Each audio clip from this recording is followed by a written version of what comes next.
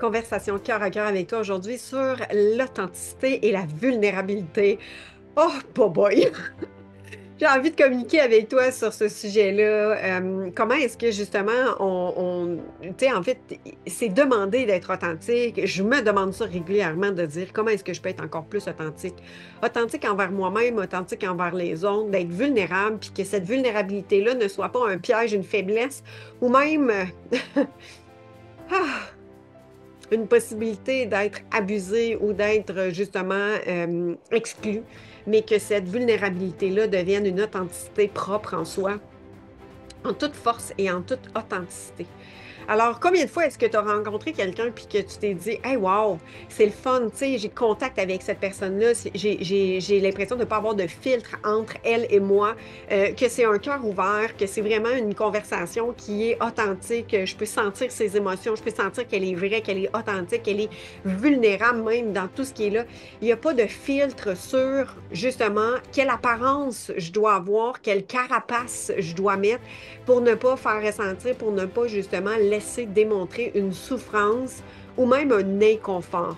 Et là, spin dans ta tête là, des conversations avec ton état de survie, ton instinct de survie qui va te raconter des histoires de dire tu peux pas dire ça, imagine, vois, qu'est-ce que ça va faire, quel impact ça va avoir de nommer réellement ce qui est vivant en toi. Et là, j'ai peur de faire déclencher la personne, de faire réagir la personne et d'être vulnérable, d'être authentique dans ta vulnérabilité, t'amène à être dans un déclenchement de j'ai peur de faire réagir l'autre personne.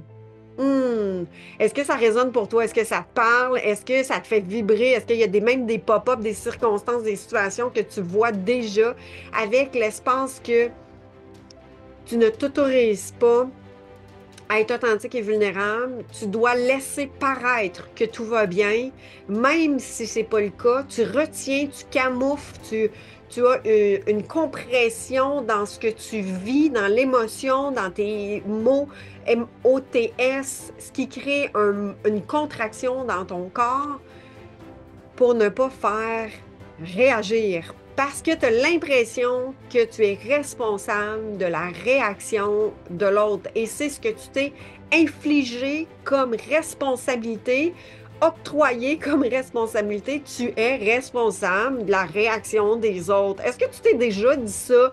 Et moi, tellement souvent. Pourquoi? Parce que j'ai réalisé dans mon enfance, tu sais, si je ramène à mon vécu, c'est que si j'étais d'une telle façon ou d'une autre façon, j'ai pu voir qu'il y avait des réactions et vu que la réaction, elle était excessive, elle était débordante et elle était même pointée de c'est à cause de toi que je vis telle chose. Les mots que j'ai entendus dans le dit, dans le non-dit, qui a fait en sorte qu'à ce moment-là, j'avais 5, 6, 7, 8 ans, peu importe l'âge que j'avais, mais c'était vraiment jeune. Je me souviens d'un moment où est-ce que ce que je vivais intérieurement, qui était très présent, ça l'a déclenché justement mes parents et ils se sont déclenchés, puis là, j'ai ressenti, puis là, ça a été très émotionnel, ressenti la peur, ressenti leur inquiétude, ressenti l'impuissance qu'il y avait, ressenti les doutes, ressenti l'espace d'humiliation, même de honte qu'ils pouvaient vivre, de dire, ben, on ne sait pas quoi faire avec ça. Le jour où, à 5 ans, un enfant, 5 ans, tu sais, on constate que je dois me porter des lunettes.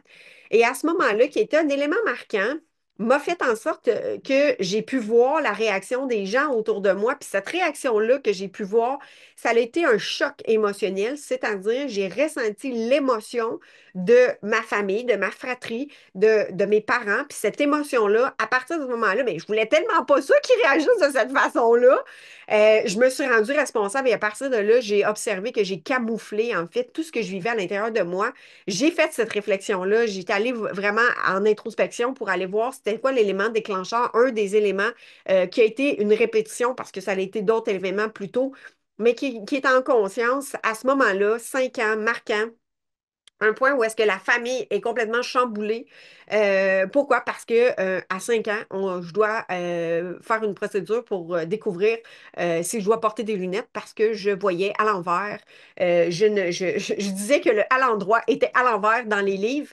Et là, quel impact que ça a eu, c'est, je vous ramène ça à ce moment-là dans ma vie et observer à quel moment dans votre vie, puis d'aller découvrir en fait peu importe l'âge qui vient, la circonstance, l'événement, c'est amener une prise de conscience pour vous amener une sécurité à ton inconscient parce que l'inconscient, tant que tu viens pas rencontrer cet espace-là, lui, il va juste te dire, ben, c'est dangereux parce que justement, tu vois-tu, tes parents sont tous, sont tous ébranlés de ça et tu es responsable. Donc, par la situation que moi, je vivais, qui était tout à fait normale, qui était une vérité pour moi, a fait en sorte qu'il y a eu un débordement sur la réaction des gens autour de moi.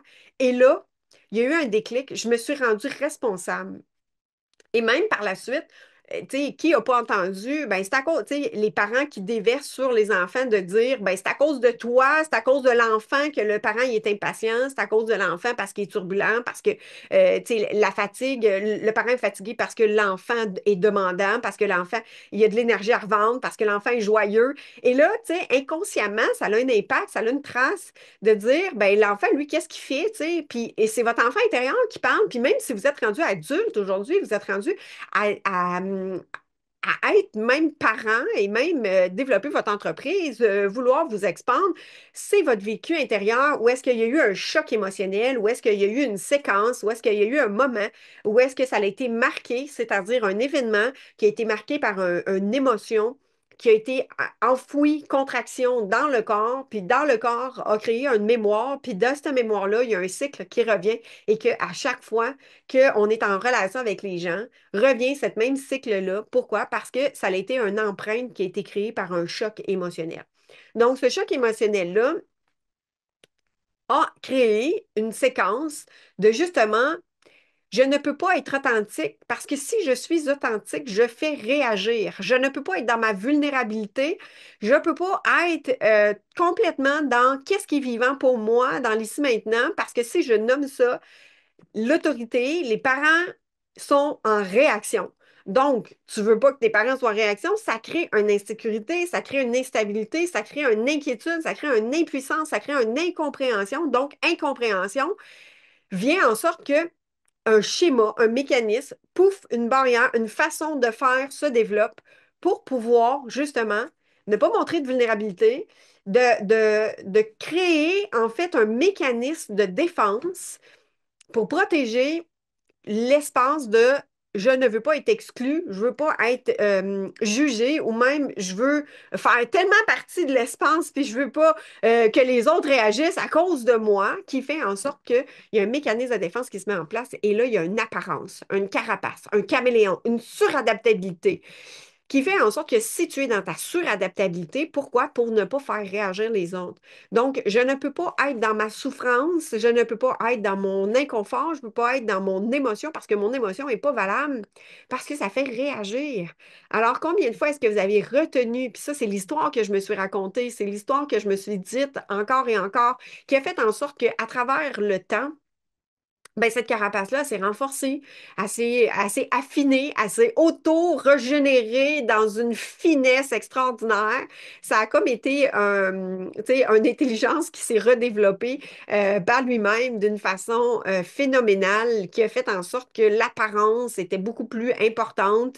Elle était une protection pour me conformer dans le monde. Elle était une protection, cette carapace-là, pour bien paraître, pour ne pas déranger, pour ne pas déplaire, pour faire en sorte d'être aimée. Parce que j'ai vécu à ce moment-là une exclusion, j'ai vécu à ce moment-là une inquiétude, donc une séparation.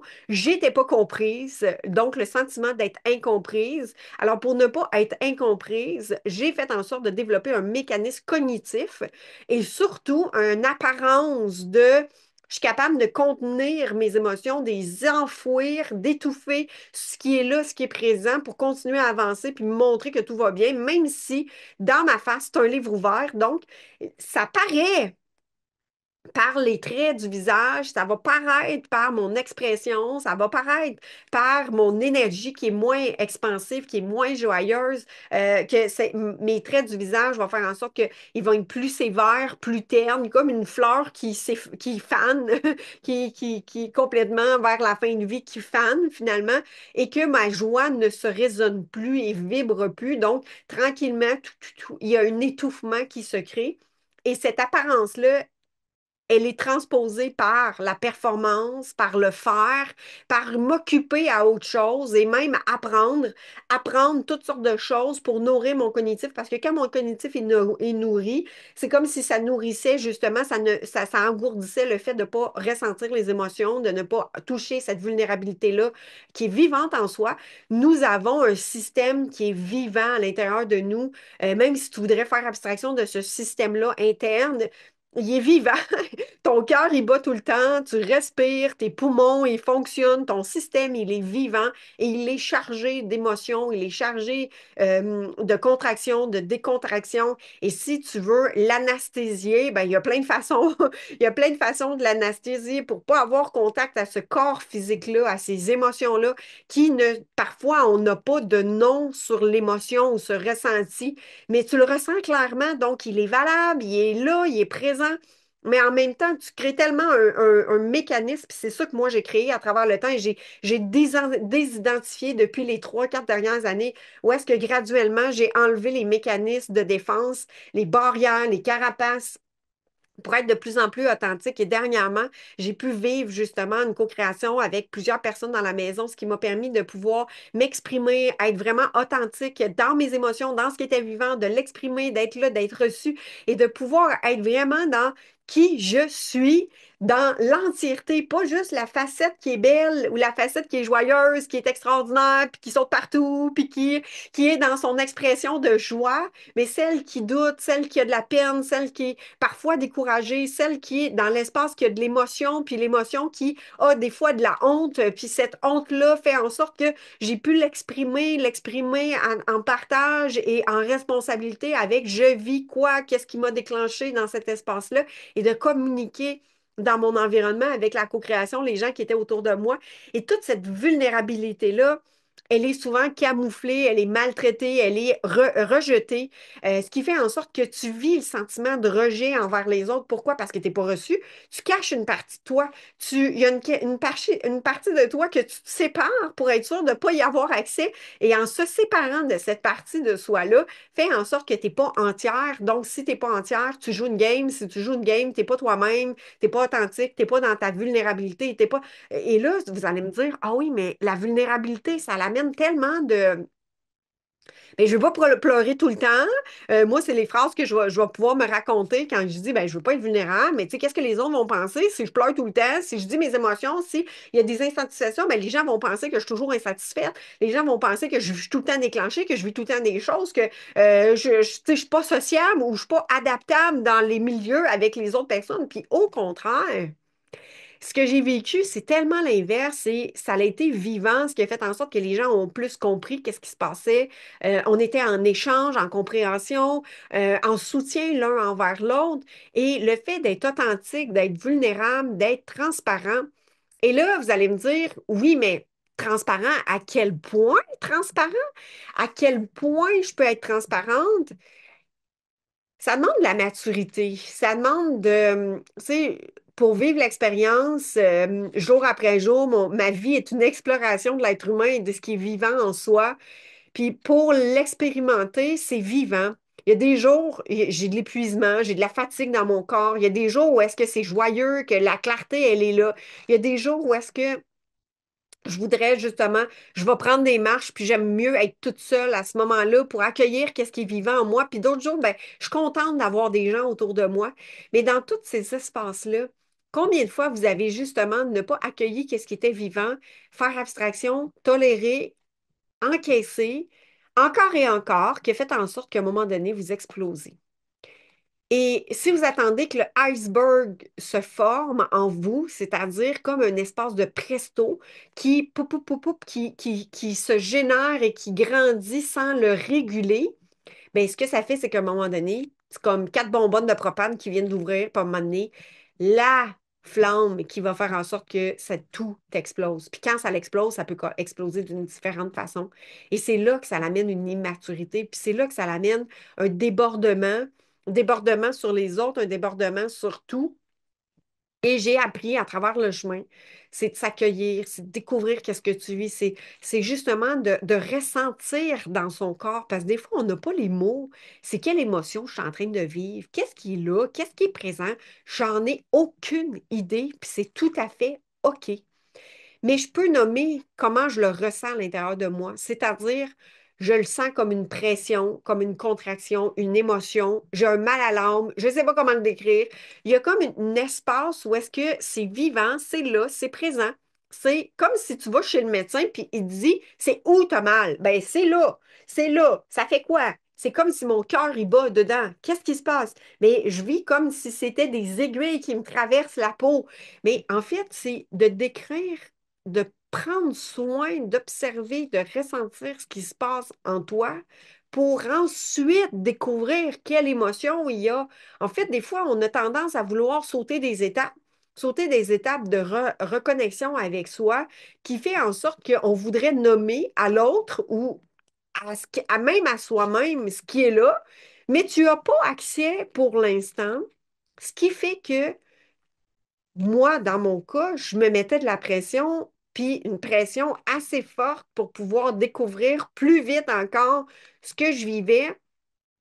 Ou sinon, je faisais la fuite, puis je m'en allais faire autre chose, ce qui fait en sorte que je m'en occupais pas. Ça faisait comme moins mal, moins inconfortable, mais c'était encore présent. Donc, c'est comme si tu marchais avec des cailloux dans tes roches. Je l'ai tassé sur le coin de dans ma botte. Je le sens moins, mais il est encore là, puis c'est dérangeant. Puis à un moment donné, il risque de créer une ampoule sous tes pieds à force de marcher. Puis à un moment donné, tu vas t'arrêter, puis tu vas dire, OK, je vais l'enlever ma botte parce que là, je suis blessée, ça fait mal, ça saigne, mais j'avais oublié qu'elle était rendue dans le coin de ma botte, mais finalement, ça fait que j'ai une petite ampoule, puis là, ça saigne, puis c'est pas le fun, puis c'est désagréable. Alors, nous sommes, en tant qu'être humain, dans la responsabilité d'accueillir qu'est-ce qu'on vit. Est-ce que tu l'as appris? Si t'es comme moi, tu l'as pas appris. Tu sais pas comment faire. Moi, je savais pas comment faire, accueillir ce qui vivait en moi, être capable de le nommer, mais le nommer en responsabilité, pas en débordement de tout se déborde, puis là, je vis ça, puis là, la détresse complète, là, tu sais, c'est comme si à un moment donné, j'attendais, j'encaissais, carapace, tout va bien, tout est correct, puis à un moment donné, paf, tout explose, donc ça débordait. Donc, le débordement, ce que ça crée, c'est que là, il y a la possibilité de déclencher les autres, de déclencher l'environnement autour de toi et même de ne pas comprendre ce qui se passe, puis comment ça que ça devient si gros, un drame complet pour une petite affaire. Puis, mais en fin de compte, c'est parce qu'il y a tellement de non-dits, il y a tellement d'informations qui ont été camouflées. Tu as essayé de réguler ton presto intérieur, mais dans le fond, tu ne l'as pas régulé. Tu as juste essayé de mettre de laisser agir, ce qui fait qu'à un moment donné, ça va déborder, ça va exploser. Donc, de réguler ses émotions, de s'accueillir, de se connaître, de se comprendre, de faire face à qui tu es intérieurement et dans ce qui est vivant. Ça se peut qu'à un moment donné, tu vives le fait de dire, je vis de l'inconfort, justement, dans une discussion, l'autre personne me parle fort, puis là, moi, ça me déclenche dans, je me sens pas bien, je vis de l'infériorité, je m'infériorise le fait que l'autre personne parle fort. Ben, si tu t'infériorises, c'est toi. L'autre personne, là, elle ne te dit pas, infériorise-toi. Et là, c'est là que chaque personne qui est autour, c'est des messagers, c'est des personnes qui viennent être là dans ton environnement pour découvrir qui toi tu es encore plus, un pas de plus, pour un épanouissement, une facilité, une légèreté. Et tout cet espace-là de dire, oui, mais j'ai envie d'être authentique. J'ai envie d'être vulnérable. Mais qu'est-ce que tu as appris? Est-ce que tu t'autorises? Est-ce que tu as le droit? Est-ce que c'était bien vu? Est-ce que, au contraire, tu as développé la suradaptabilité, justement cet attachement-là à ce comportement-là d'un bouclier, d'un caméléon, d'une carapace qui a fait en sorte que tu n'es pas authentique complètement et totalement. Puis être authentique complètement et totalement, c'est d'être justement de pas de ne pas te, tu sais, d'être amour sans condition pour toi. Est-ce que tu es bien? Est-ce que tu nommes tout ce qu'il y a à nommer? Est-ce que, en responsabilité, pas d'accuser l'autre? Et là, ça demande tout un art là, de découvrir comment être en communication responsable, authentique, communication justement qui est saine, qui est en responsabilité de toi et de ton vécu, bien, ça demande de connaître ce que ça déclenche ou ce que ça l'active en toi, parce que l'autre personne n'est jamais responsable elle là, elle ne sait pas c'est quoi ton vécu, elle ne sait pas c'est quoi qui se passe en dedans de toi. Donc, si tu essaies de le camoufler, imagine, tu sais, c'est comme j'essaie de camoufler un espace. Donc, le sourire plaqué d'en face quand c'est pas vrai. Dire que tout va bien quand c'est pas le cas. De se taire quand c'est pas le cas. De dire, ben, je suis insatisfaite, puis je le nomme pas. Puis là, je reviens chez nous, puis je rumine tout ça. Est-ce que tu es en train d'être fidèle envers toi-même? Est-ce que tu es en train de te respecter? Et imaginez quand vous êtes en relation avec quelqu'un, amoureuse ou même fratrie et même la famille, tu développes ton entreprise et là, ton entreprise va venir déclencher comme une autorité, comme si c'était ta mère, comme si c'était ton père. Ton entreprise, elle va venir te refléter tout ce qui est vivant en toi. C'est une quête à sa rencontre. C'est vraiment un pèlerinage de se découvrir d'être un entrepreneur parce que vous êtes en relation avec l'entreprise, avec les gens, avec les clients, les fournisseurs. Et ça demande justement tellement de se connaître et tu sais, être en relation amoureuse. Il est le reflet de ce que tu as à aller voir à l'intérieur de toi. Il va être ton meilleur déclencheur. C'est sûr que d'être avec ta famille, tes frères et sœurs, tes enfants, c'est tellement, c'est vivant à l'intérieur de soi. Donc, les gens qui sont qui gravitent autour de toi, les gens, les projets, les décisions que tu prends qui gravitent autour de toi, qui sont toutes autour de toi, là, ces éléments, ces personnes-là, ces éléments-là comme l'entreprise, les projets, tout ce qui gravite autour de toi est là pour pouvoir justement te faire grandir. Donc, c'est jamais contre toi. C'est vraiment de dire qu'est-ce que moi j'apprends de ça? Est-ce que j'ai à mettre des limites? Est-ce que j'ai à découvrir davantage mes besoins? Est-ce que j'ai à être plus en cohérence avec ma voix intérieure? Est-ce que je l'entends, ma voix intérieure? Est-ce que je suis fidèle à moi ou je suis plus fidèle aux autres que je suis fidèle à moi? Donc, toute cette apparence-là, toute cette carapace-là des masques, des filtres qui sont mis pour ne pas perdre la relation, pour ne pas perdre le lien, pour ne pas être rejeté, pour ne pas être exclu, pour ne pas vivre la trahison, l'humiliation, le rejet. Et tout ça fait en sorte que tu t'éloignes de toi, et de ta vulnérabilité et surtout de ton authenticité. Donc, comment être soi en authenticité? Comment être soi vraiment authentique? Ça commence avec soi. C'est-à-dire, est-ce que j'ai été authentique avec moi dans ce qui a été vivant en moi? Si j'ai vécu une contraction puis j'étais pas bien, puis c'était non, puis j'ai dit oui, est-ce que j'ai été authentique avec moi, envers moi? Est-ce que j'ai été fidèle envers moi? Et tu sais, vous savez, les carapaces, les filtres, les masques, tu sais, faut pas montrer que qu'est-ce qu'on n'a pas pu, tu sais, qu'est-ce qui a fait que vous avez créé un masque de on ne pouvait pas montrer que. Et là, vous allez me dire, oui, mais au travail, je ne peux pas montrer que je vis quelque chose à la maison si je suis au travail. Donc, ça demande encore plus de s'accueillir. Puis toi, de te soutenir envers toi-même, même si tu es en train de travailler, même si tu es en relation avec un emploi, puis tu vis des choses inconfortables à la maison, mais est-ce que tu vas créer une carapace ou tu vas te soutenir dans le chemin qui va faire en sorte que tu vas être plus apaisé parce que tu te soutiens, tu t'en occupes de cet espace-là, tu respires davantage, tu vas prendre une marche à tes pauses plutôt que de ruminer, ruminer, ruminer. Et ruminer, qu'est-ce que ça crée? Ça crée tellement de l'inconfort et de la pollution intérieure. Ça crée une pollution mentale. Ça crée une distorsion. Ça laisse en place justement l'espace d'enfant blessé qui est en toi. Et l'aspect relationnel, ça demande tellement de débuter par l'amour de soi. Ça dépend, ça demande en fait de se voir, de se regarder. Et ce que je réalise, c'est que souvent, c'était mon enfant intérieur qui était activé, qui était blessé, qui prenait toute la place. Puis lui, là, quand il prenait la place, il explosait. Mais comment moi, je peux, l'adulte, la femme aujourd'hui, être authentique? Puis être authentique, qu'est-ce que ça veut dire pour vous? Qu'est-ce que ça veut dire pour toi, l'authenticité, tu sais? Être authentique, c'est d'être vrai envers soi-même, d'être vrai envers les autres ou de camoufler qui vous êtes. Qu'est-ce que vous allez valoriser les autres, mais pas vous. Vous allez vous dévaloriser. Oh, c'est pas grave, qu'est-ce que je vis. Vous allez dévaloriser qu'est-ce que vous vivez. C'est pas grave, c'est plus important ce que l'autre soit bien que moi que je sois bien. Combien de fois vous avez justement développé une capacité à rendre l'autre bien, mais au détriment de vous, à votre sacrifice à vous. Alors d'être authentique, d'être vulnérable, c'est vraiment d'aller à sa rencontre. D'aller à sa rencontre dans vos émotions, dans ce qui est vivant, dans vos inconforts. Puis, c'est votre responsabilité de vous accueillir parce que ce qui est déclenché à vous vous appartient en rapport à votre histoire. C'est jamais en rapport à l'histoire de l'autre. Mais l'autre amène une activation. C'est comme ça vient peser sur un bouton, une mémoire, une émotion qui a été captée dans votre corps, dans votre vécu, bien avant, mais qui n'a pas été intégrée, que lui est encore souffrant.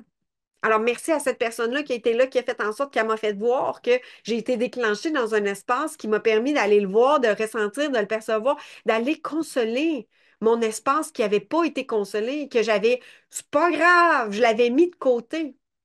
J'avais tellement mis de côté que j'avais oublié qu'il existait, qui fait en sorte que je ne savais pas comment l'accueillir, comment juste être en contact avec cet espace-là. Et là, vous allez me dire, oui, mais ça prend toute une thérapie. Non. Imaginez un enfant devant vous de 5 ans, 6 ans, 7 ans qui se met à pleurer. Qu'est-ce qu'il a de besoin en premier lieu? Qu'est-ce qu'il demande pour que justement, il arrive devant vous, là, il est devant vous, puis il est en panique? Ben, moi, ce que j'ai découvert, c'est que juste le fait que je sois présente sans vouloir rien transformer de lui, d'être là puis de dire, je suis là. Je suis là pour toi. Pleure. Pleure, c'est OK. Je t'accueille. Demande de l'écoute, de la présence, une qualité de présence, ressentir que l'autre personne est là. Donc, est-ce que vous ressentez que vous êtes là pour vous, en présence, en conscience, en qualité de présence, pour accueillir qu'est-ce qui est là? Donc, être authentique, être vulnérable devient une grande force.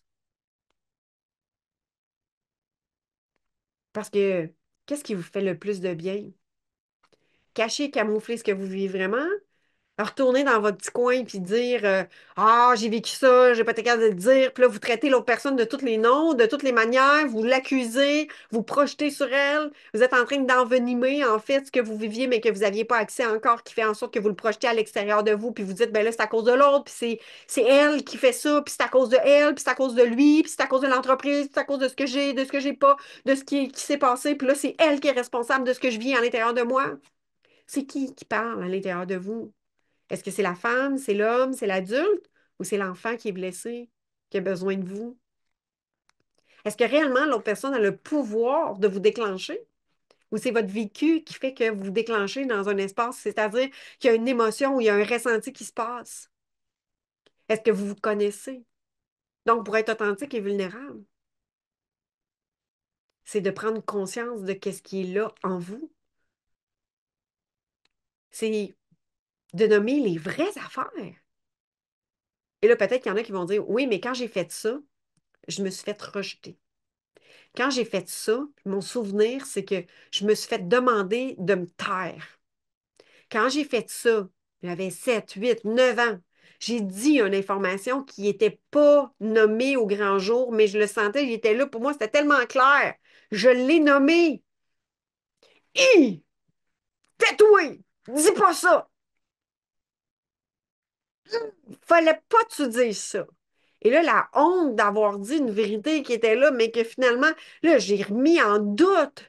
Donc, j'ai dévalorisé qu'est-ce que j'avais nommé parce que le courage que j'avais eu de nommer ça, pour moi, ça fait comme, tu sais, pour moi, il n'y avait pas de mémoire dans ça, mais l'autre personne, elle s'est déclenchée, puis là, elle m'a demandé de me transformer parce qu'elle, elle ne savait pas comment gérer ça. Fait qu'elle m'a demandé de me transformer. Elle m'a dit, tais-toi d'un ton sévère, avec des yeux plissés. Et cette autorité-là, au moment que je l'ai nommée, tu sais, avec ma petite fille de 8 ans, peut-être 10 ans, ben, fait en sorte que j'ai compris à ce moment-là que je devais me transformer pour l'autre. Parce que l'autre, elle savait pas quoi faire avec qu'est-ce qu'elle vivait. Il y avait clairement quelque chose que j'ai nommé qui faisait pas, mais qui n'était pas nommé et que ça l'a amené une réaction. Et j'ai adopté à partir de ce moment-là que je ne pouvais pas être authentique et vulnérable. Je me le faisais reprocher. Ça s'est reviré contre moi. Alors, mon enfant intérieur a eu besoin, tu sais, mon vécu, ce qui s'est activé en moi quand il se réactive, c'est de prendre soin de cet espace-là pour sortir de la carapace de la suradaptabilité, à être sûr, développer une capacité tellement grande de ressentir, de percevoir, de capter tout, tout, tout dans le subtil et dans le ressenti qui fait en sorte que je m'assurais de ne pas faire déclencher personne. Imaginez, vous avez un rêve d'être visible, d'écrire un livre, d'être sur scène. Vous avez un rêve d'être directeur d'une succursale, d'avoir un poste avec des collaborateurs, des créateurs, d'autres personnes. Quel impact ça a? Hey, mais là, ça devient dangereux. Parce que là, j'ai tellement de personnes à gérer dans ma subtilité, dans ma captation, parce que ce que j'ai appris, c'est que je ne devais pas faire réagir les gens, parce que ça les fait réagir, ben, ils sont inconfortables, puis moi, je ne veux pas ça parce que je les aime, je ne veux pas perdre le lien, je ne veux pas être rejetée, je ne veux pas être exclue, ce qui fait en sorte que, imaginez, vous expandez le monde, là, puis vous amplifiez le monde autour de vous, il y a un danger. Un grand danger. Un danger de ne pas être capable de répondre à toute cette demande-là que vous aviez adoptée à ce moment-là. Alors, quelle fausse vérité, quel poids vous avez pris sur vos épaules qui fait en sorte que vous vous sentez responsable et que vous avez pris la responsabilité de ne pas déclencher personne. Tout un poids sur vos épaules. Pour être sûr de vous assurer, vous avez développé un génie, une sensibilité. Parce que c'était votre sens. Vous avez développé ce sens-là, tu sais, un sens subtil qui fait en sorte que ça vous a permis de justement ne pas être chicané, ne pas déranger, d'être aimé, de ne pas être exclu. Est-ce que ça vous sert encore aujourd'hui? Et si vous utilisez toute cette force-là que vous avez développée, cette puissance-là que vous avez développée dans votre ressenti, mais que vous l'utilisez à votre expansion, grandeur. Et si tu avais pu à justement prouver ta valeur, si tu n'avais plus à te battre pour prendre ta place, si tu n'avais plus à te cacher pour te protéger, si tu n'avais plus à camoufler qui tu es dans toute ta sensibilité et que tu peux aujourd'hui être authentique, qu'est-ce qui s'ouvre en toi et qu'est-ce que tu créerais? C'est quoi qui est possible de créer à partir de l'espace? Où est-ce que tu te connais suffisamment, tu n'as plus à porter le fardeau des autres sur tes épaules, le poids de la responsabilité de déclencher ou de ne pas déclencher, de t'assurer que tout le monde est correct autour de toi. Alors, être authentique demande, des fois, il y a des émotions. Des fois, il y a des sourires. Des fois, il y a de la colère, de la honte, avoir honte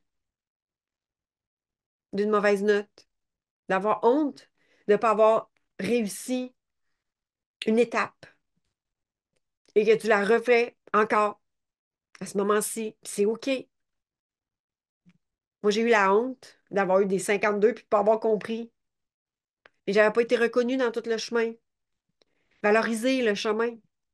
Valorisez qui vous êtes, votre sensibilité, qui vous êtes en tant qu'être humain. Et là, il y a différentes façons de justement de continuer à avancer. Vous pouvez vous gonfler votre chest à bloc comme un défendeur de la justice. Vous pouvez vous anesthésier dans la nourriture, alourdir votre corps, dans le sport, d'être dans l'adrénaline du sport, puis être entraîné qui va faire en sorte que vous ne ressentez pas vos inconforts. Vous pouvez être dans le workaholic, c'est-à-dire travailler, travailler, travailler, être dans l'accomplissement du faire. Donc, être toujours, toujours occupé avec la reine des to-do list ou le roi des to-do list, de contrôler tout ce qui se passe autour de vous, de vous être sûr d'être dans le contrôle, de savoir chaque étape, comment ça va se passer, puis qu'il n'y ait pas d'impondérable pour être sûr de ne pas être dans le déclenchement de ce que vous vivez. Être authentique, être vulnérable, c'est une force, c'est une puissance. Ça nous permet d'être encore plus proche de vous. Alors pratiquez-vous. Quand vous allez au dépanneur, à l'épicerie, mettre du gaz, peu importe où ce que vous êtes, vous croisez des gens. Puis là, il y a quelqu'un qui vous demande: Hey, allô, ça va bien? Ah oui, oui, tout va bien. Puis là, vous êtes en peine intérieurement. Ah, je vis une. Tu sais, est-ce que vous êtes dans la vérité de dire: Je vis une épreuve en ce moment? C'est plus difficile. Est-ce que quand la caissière te dit: Allô, comment ça va? Ah, c'est une journée plus. Je suis plus épuisée aujourd'hui, j'ai de la fatigue dans mon corps. Pas en victime, dans la vérité de qu'est-ce qui est là. Mais je suis heureuse de te dire bonjour. Ça me fait du bien. Ton sourire m'a fait du bien d'être dans l'authenticité. D'être dans l'authenticité. De ne pas me montrer qu'on est dans une vulnérabilité ou dans une émotion ou dans une difficulté. Ou bien d'être dans l'authenticité de dire aujourd'hui, c'est une journée plus difficile pour l'instant. Mon corps est fatigué, mais je suis heureuse d'être en connexion avec vous. Tu sais, de dire la vérité. On a appris, tu sais, il faut dire que tout va bien, tu sais. Mais en fin de compte, tu sais, quand vous posez la question, Allô, comment ça va? Est-ce que vous êtes prête à recevoir la vérité? Vous espérez qu'ils vous disent qu'il va bien. Est-ce que vous êtes authentique? Fidèle à vous-même. Ou infidèle à vous, fidèle aux autres. Que la personne est dans une détresse, puis elle dit: Oh, viens m'aider. Puis toi, là, tu es dans une détresse, mais là, tu dis: Oh non, je vais avoir une valorisation d'aller aider l'autre personne, fait que moi, c'est pas grave, je vais m'occuper de moi plus tard. C'est pas grave, je vais m'occuper de moi plus tard. C'est pas grave. Votre émotion, ce que vous vivez, c'est tout à fait valable. Tellement. Alors, je vous invite à découvrir ce que vous vivez. Quelle carapace que vous avez, quel mécanisme de défense vous avez créé, vous avez développé pour justement être dans la survie, en fait, survivre à travers ça. Donc, il y a une différence entre vivre et survivre. Et dans l'aspect de vivre, de vous expandre, d'être dans votre joie, c'est aussi d'être authentique envers vous-même. Imaginez comment c'est lourd de camoufler ce que vous vivez en relation avec les autres. Puis après ça, ben, vous arrivez le week-end, puis vous dites, ou le soir, puis vous dites: Hey, je suis fatiguée. Ben oui, imaginez la carapace, le poids que vous avez porté. Ça m'est déjà arrivé dans des espaces où ce que je disais, ben, j'accompagnais des gens, puis je vivais justement tu sais, j'étais fatiguée, il y avait du douleur à la tête, puis je le nommais, j'ai dit: J'arrive avec une douleur à la tête, mais tellement disponible, le cœur ouvert pour toi aujourd'hui. Puis c'était vrai, mais il y avait une douleur à la tête. Quand que ça prenait un peu de place, ben, c'était important pour moi de le nommer. Je vis du stress actuellement. Tu sais, quand tu arrives sur scène, puis là, tu dis: Ben, je vis du stress actuellement, je suis contente de vous le nommer, c'est d'être authentique, faire semblant que le stress n'est pas là pour être capable de parler devant les gens. Imaginez, tu sais, remarquez ça des fois dans les grands discours avec des humoristes ou même des gens qui prennent parole, ou peu souvent des prendre de parole. Juste le fait de nommer, de dire: Ben, c'est pas dans mon habitude de parler devant tant de personnes, je vis du stress actuellement. Et là, pouf, ça déboule, puis tout déboule. D'être authentique, d'être vulnérable, en responsabilité avec ce qu'on vit. Donc, je vis telle chose. Je suis pas en panique. Je suis en train juste de nommer qu'est-ce qui est là.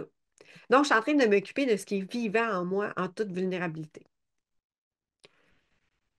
Belle découverte de toi à travers ce chemin-là. Puis ça me fera plaisir de pouvoir te soutenir dans ce que ça va venir réveiller pour toi. Et, tu sais, de la suradaptabilité, de développer l'aspect caméléon, ça peut être une force. Ça peut être une capacité grande, euh, mais quand elle est utilisée en défensive, c'est là que c'est nuisible.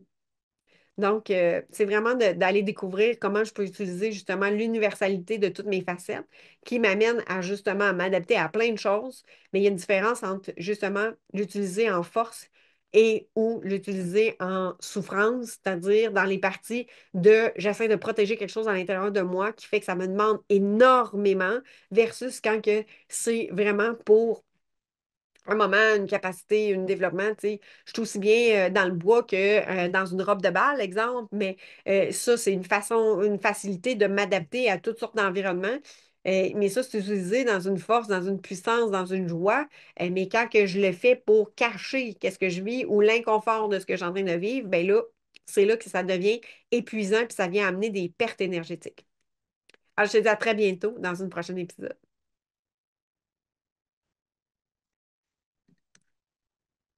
Le miracle de ton Odyssée, à la rencontre de ta liberté d'être.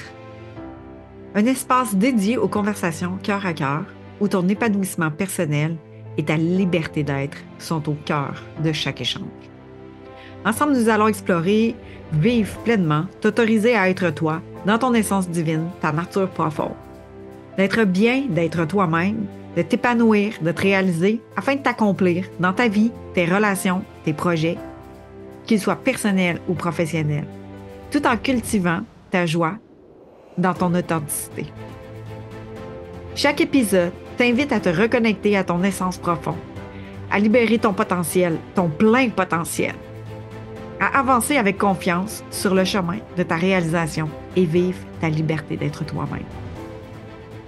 Je t'amène à explorer des concepts, des pistes de réflexion, d'introspection, de connexion à cœur, à toi, pour découvrir toi dans ta nature profonde, dans ta grandeur d'âme, dans ton flow, afin de réaliser pleinement tous tes rêves.